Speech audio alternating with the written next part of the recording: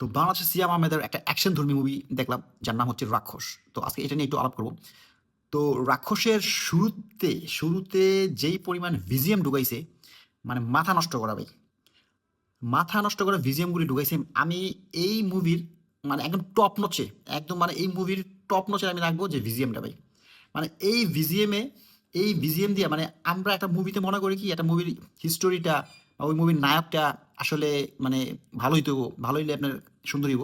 কিন্তু একটা মুভিতে ভিজিএম দিয়া যে মুভিটার কি পরিমাণ হাইপ করা যায় এবং কি পরিমাণ টপ নচ করা যায় এটা আসলে এই রাক্ষস না দেখলে না। তবে একটা সিরিয়াস এবং সত্যি কথা আমি বলি, বা আমার কাছে যেটা মনে হয়েছে, এই ছবিতে যদি আপনার এই সিয়াম আহমেদের জায়গায় যদি শাকিব খান হইতো, ভাই ওফ, মানে এই মুভিটা আপনার one of the best movie হতো।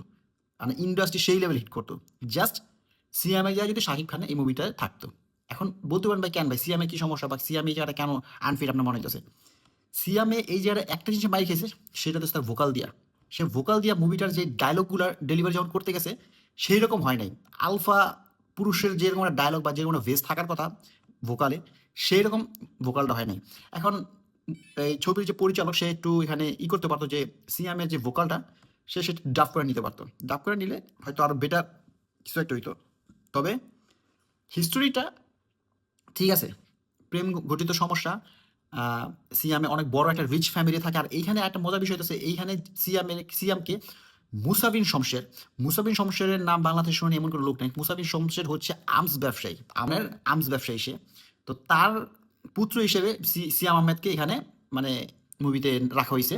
এবং মুসাবিন শমশেরের যেই লাস্টে তাকে বের করা হয়, লাস্টে তাকে দেখানো হয় যে মুসাবিন শমশেরকে, সে সবসময় সাদা ড্রেস করে থাকতো, হোয়াইট ড্রেস। তো সেইখানেও ছবি তো সেই করে ঢুকানো হয়েছে। মূলত মুসাবিন শমশেরের এর ছেলে হিসাবকেই সিয়াম আহমেদ দেওয়া হয়েছে। সিয়াম আহমেদ অনেক বিত্তশালী এবং অনেক নামকরা লোকের একজন ছেলে। তো সে আসলে ওইখান থেকে সে তার বাবার অর্থ সয় সম্পত্তি ছেড়ে সে কি করে, সে সুন্দর মতো মনে করেন যে আপনার করে এই এটা কলেজের আপনার লেকচারার থাকে বা অধ্যাপক থাকে। তো সেইভাবে সিয়ামের এখানে কাহিনীটা তুলে ধরা হয়েছে। তো সিয়ামের এই মুভিটার মানে তার যেই অ্যাটিটিউড, তার যে অ্যাক্টিং আমার কাছে ঠিক আছে, মানে অত খারাপ হয় নাই। তবে তার ওই ভোকালে যে সে মাইর খেয়ে গেছে এটা আমি আসলে বলতে চাই। তবে এই জায়গার ভিতরে শাকিব খান খুব প্রয়োজন ছিল। আচ্ছা গেল এটা। এখন মুভিটার কিছু দিক নিয়ে আলোচনা করি। দেন কাহিনী খুবই সিম্পল, লাভ স্টোরি, ঠিক আছে? তো তবে এখানে আমার যে সিনেমাটোগ্রাফি যে ব্যাপারটা আছে এটা আমার কাছে খুব মানে হতাশ করছে। মানে মুভিটা দেখছি ঠিক আছে, কিন্তু মুভিটা মুভি মনে হয় নাই।